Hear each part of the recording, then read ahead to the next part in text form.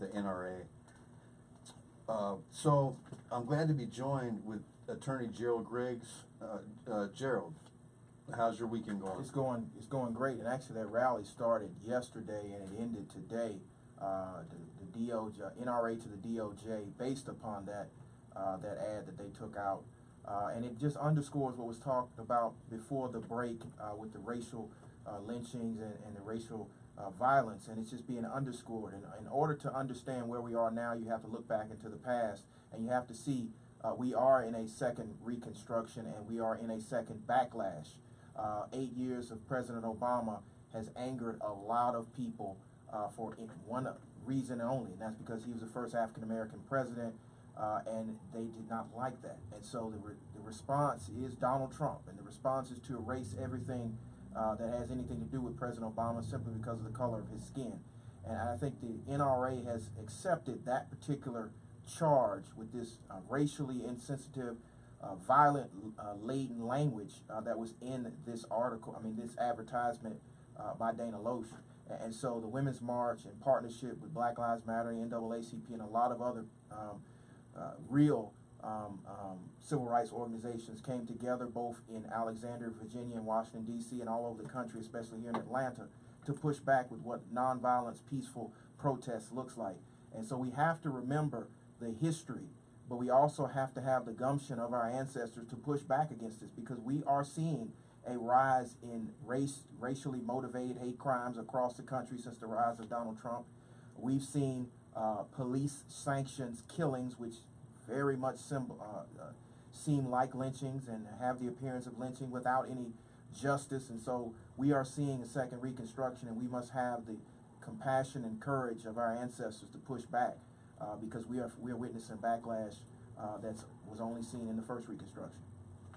Yeah, it's completely ridiculous. We have the beating that just happened in DeKalb County. A black woman just outrageously beaten by an officer. And I know people are in the streets and getting ready to protest. There's a protest coming up on Monday. Yes. But besides that, we have right now, if you go to killedbypolice.net, I think it's over 600. 654 people who've been killed by police, so far this year. Yes. And we know all the cases that caught on video. Philando and Alton Sterling, over and Sandra Bland, and the names just keep going on. And we see that the police didn't have to handle the situation the way they did, and they're responsible. But they do the lawsuits, they do the civil suits, and they think that, okay, if I pay $1 million here, $2 million here, it'll make the family forget about it. The public will feel like, oh, well, there's a little bit of justice being done. The officers may not have been held accountable, but financially they took care of it. Mm-hmm. But 654 people, this year. Yes. Killed by police, 3 to 4 people a day. You can monitor it. You can go to killedbypolice.net, and they kept this website offline for about 6 months. Right after when the Black Lives Matter movement was really picking up. Mm-hmm. I used to go to it, just about every other day, just to see what was going on, and they completely shut it out. But now it's back on again because obviously, they might have filed some type of legal thing against, keeping the truth from people. But and so I think this can't be the new norm. No, it's not the new norm, and we cannot allow them to normalize this. What we have to do in organizations like that particular website and news organizations like this one and the Washington Post and the national media has to keep this in the spotlight, because without the Washington Post keeping a database, there still is no federal database of individuals keeping count of the number of deadly police interactions. Since Mike Brown, the President Obama put together a task force to deal with this issue, and they came up with recommendations. The 6 pillars is called the President's Plan on 21st Century Policing. And the initiative has the solutions, but our lawmakers are turning a blind eye with Jeff Sessions and Donald Trump not really seeing that there is an epidemic of police-involved shootings that lead in deaths, and that we need to do something about this. This is a public safety, public health crisis. Gun violence, particularly gun violence by the police is just at a level that we need to do something about this. And the way we do something about it is, of course, you keep up the pressure by marching and protesting and, elevating your voices. But we have to go into the town hall meetings. We have to go into each and every city council meeting. We have to go to every single state legislative meeting and say we need the 21st Century Plan initiative to become law, to hold law enforcement agencies accountable to protecting and serving and not shooting and killing. We're not just labeling out a war on law enforcement. There is, let's be correct and precise. There's no war on law enforcement. But what there is a need for justice and accountability for the officers that are killing unarmed, innocent individuals. I don't want to see anybody going in somebody's background and saying, oh, he was this and oh, he was that. Listen, if he's in his car with his fiance and his baby child and he is a licensed gun owner, it's very curious that the NRA is still silent about a Second Amendment issue that's African American when they say they're the oldest civil rights organization. They're not the oldest civil rights organization. They're the oldest hunting organization that masquerades as a civil rights organization. The real civil rights organizations turn the blind eye to color and deal with civil rights, whether it's the First Amendment, the Second Amendment, the Fourth Amendment, the Fifth Amendment, the 13th, the 14th, the 18th Amendment. This is about American values, and we have to stop the rise of police-related shootings of unarmed citizens. And we have now the starting the war on drugs again from Jeff Sessions. Yes. And mandatory minimums, restarting this whole drug war, which escalated the whole mass incarceration, prison industrial regime that we're dealing with, where here in the state of Georgia, the fourth highest incarceration rate in the country, right now, number one in the number of people on probation, where 1 of 12 people are on some form of correctional control. So we have corporations in the state of Georgia who are profiting off the criminalization of black and brown people. Not only the new policies to target the immigrant community, but black lives are being used for profit by multiple corporations here in the state of Georgia, and that goes into the likes of ALEC, the American Legislative Exchange Council, their influence on the Republican Party here, where close to 40% of the Republican Party receives money from ALEC. They're being influenced by the Koch brothers. The Koch brothers, the most wealthy family in the country, that's profiting off the oil industry. They give money to ALEC. So, in your opinion, how do we fight back, Gerald, against this private probation industry, against the criminalization of poverty in Georgia? And it's just, as many people have described, we've moved from slavery to convict leasing, to segregation, to hypercriminalization and mass incarceration, and we have politicians who are in power who may look like me and you, but who are still haven't connected the dots in many ways. What, in your opinion, how do we go forward? How do we get ourselves out of this this malaise? Yeah. I mean, basically, it's slavery by another name. Michelle Alexander wrote The New Jim Crow, and she's right on with mass incarceration. And Ava DuVernay's 13, it encapsulated it. And what you have now is basically convict leasing again. You have corporations who are making large amounts of money on the incarceration or the supervision criminalization of individuals. And so what we have to do is show the politicians that it's more profitable to have a community that's not being supervised and that's not being criminalized, but that's actually getting jobs and education, because it's actually cheaper to educate a child than to incarcerate a child. And so we have to have that hard conversation, but we as a community also have to have the conversation with the criminal justice system. The criminal justice system, there's a lack of trials, There's always this belief that the prosecutor's always right, and if you're arrested, you must have done something. We have to deal with that. And the first thing we can do is to start serving on juries and start holding that prosecutor to their actual burden. Because I believe well more than 50% of people that come before a judge are actually innocent. They're innocent of the charges that they're charged with. 75% of them are innocent of all the charges that they're charged with. But we have this belief that, you know, we got to get out of jury service. If they brought you to court, you obviously have to be guilty of something. And that's how we first start to deal with this. We start to hold the prosecutors accountable. We start to hold the judges accountable, because, you know, 85% of judges are former prosecutors. How are you going to get justice if you're dealing with two prosecutors in a courtroom? People are being warehoused in the criminal justice system, and it has to stop, because it's only building a reciprocal process where you're being farmed in and out, and it's not making people safer. So once we start really having those conversations and start pushing back against the system and making the system be more rehabilitative instead of punitive, because let's be real, sending somebody to prison is only making them a better criminal. It's only making them more dangerous and more angry, because they don't have the resources. They can't get out of the system. They can't get that felony off their record. And the only thing they can do is come in, kick in your door, and rob you. We have to start looking at the paradigm differently. The war on drugs was a tremendous failure. And for Jeff Sessions to try to bring the war on drugs back is going to be an even bigger failure, because here's the thing. It's not about crack cocaine anymore. It's about the opioid crisis, and you're going to start criminalizing a lot of people that look just like you if you continue the war on drugs.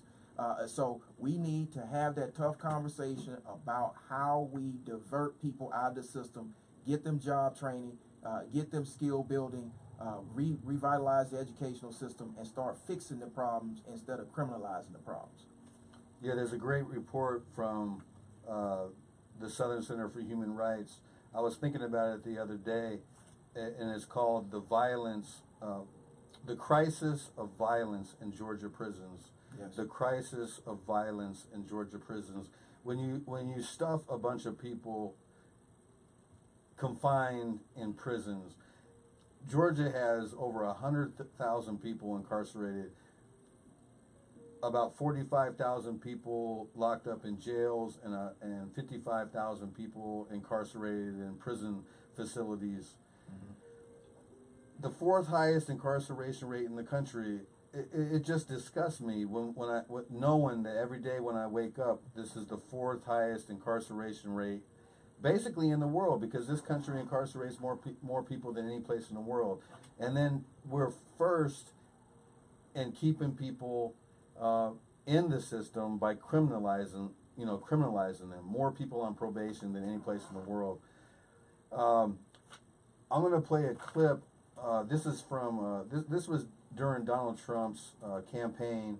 I want to have you respond to this, and then after that, I got one more clip on what we're dealing with the new Jim Crow and the interstate cross-check system. All right. So I'll play this clip, and we'll be joined with Gerald. Stick around, everybody.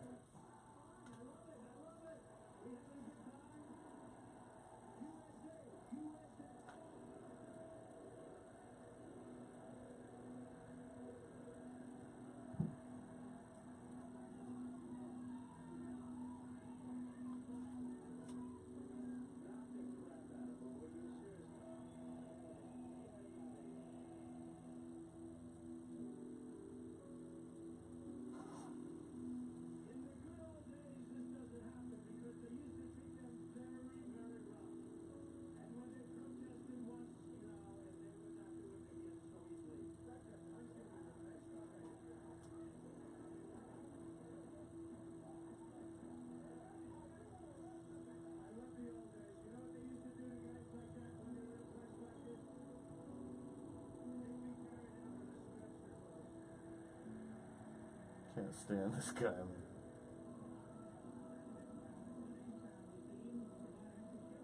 All these, it just annoys me that these people actually, I don't know, maybe you could touch on that. Like, there's these working class white people that, I don't know, they just don't understand Wall Street has brought us into this economic situation where, but they're being played, man. just drives me nuts that these people actually went and cast a ballot for this fool. And then we'll talk whatever. Well, I'll let you speak for yourself. Just annoying as hell. Can't believe I'm living through this, Gerald. It just drives me nuts, man. Well, our generation is built for this. We've been trained. We know how to deal with this.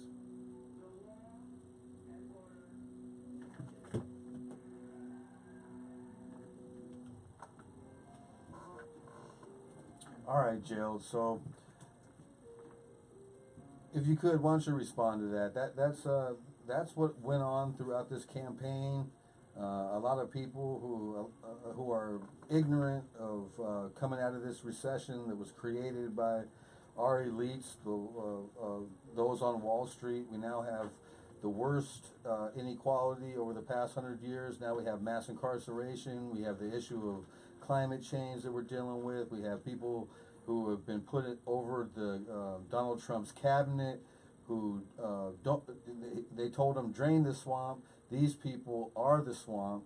You can learn more by going to corruptcabinet.com or .org. It shows you all the conflicts.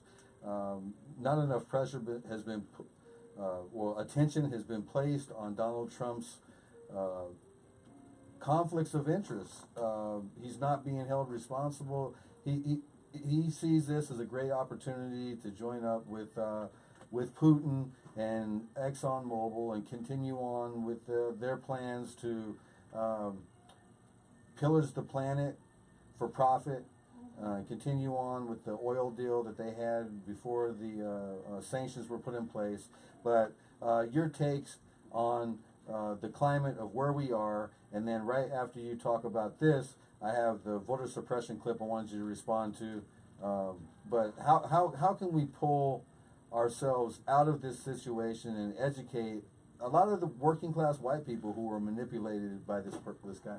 You know, when I first saw the rise of 45, you know, I was disheartened. You know, considering where my parents came from and their grandparents came from, and all the progress we made with President Obama. You know, I was disheartened on how this could happen. And then I went back, because, you know, everybody in the African-American community says there's no leaders. So I went back to one of the leaders, and I had a conversation through a book with Dr. King. And in 1967, he wrote a book, Community of Chaos, Where Do We Go From Here? And he talked about this. He talked about the disconnect between the rural white farmers and the poor African-Americans, and how we are so much alike with only one difference.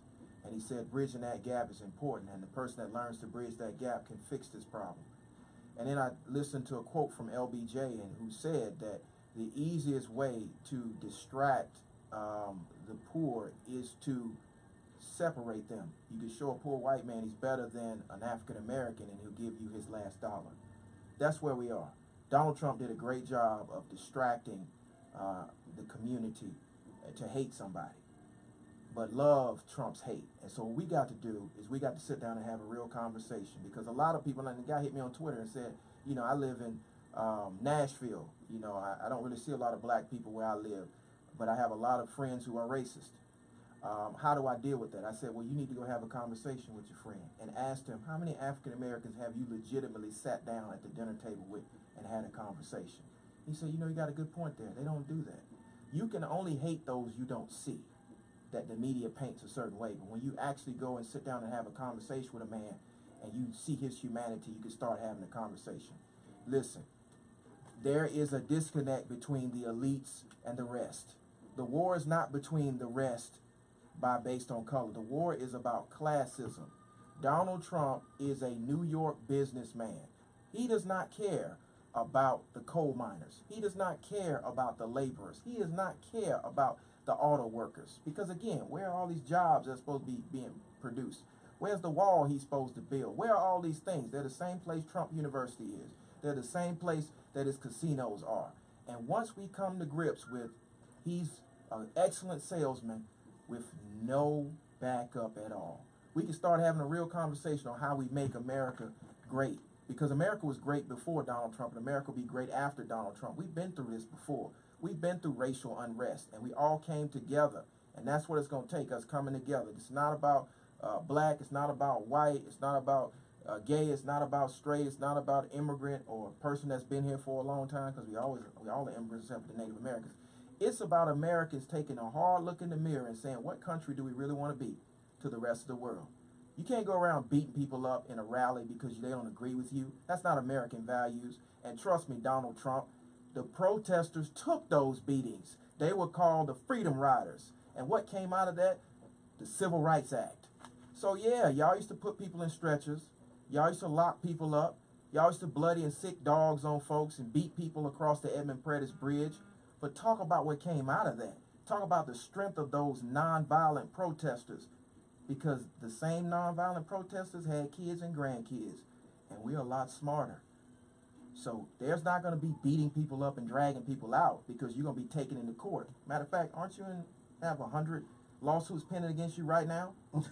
The law is a law, and, you know, law matters. So here's the thing.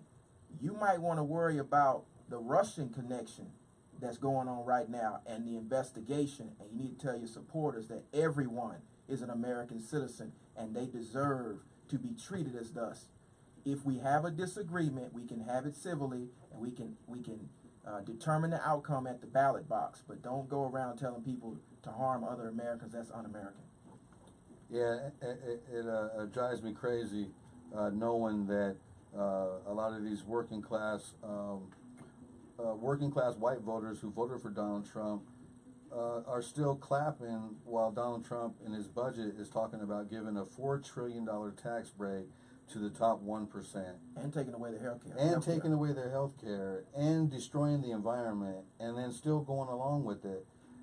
It just drives me nuts. I'm going to play this brief clip from Greg Palast on why, he's talking about how the Democratic Party hasn't pushed hard enough against this voter suppression, especially with the interstate cross-check system that we're dealing with that was started by Chris Kobach, who is now the leader of this voter commission that was put in place by Donald Trump, and is put in place to suppress our vote. So I'm going to play this and have you respond, and then I have Jake with our upcoming events and actions. So I'm going to let this play for a few minutes and get your response, and then we'll move on to Jake. So Jake, stay on hold. We'll be right with you.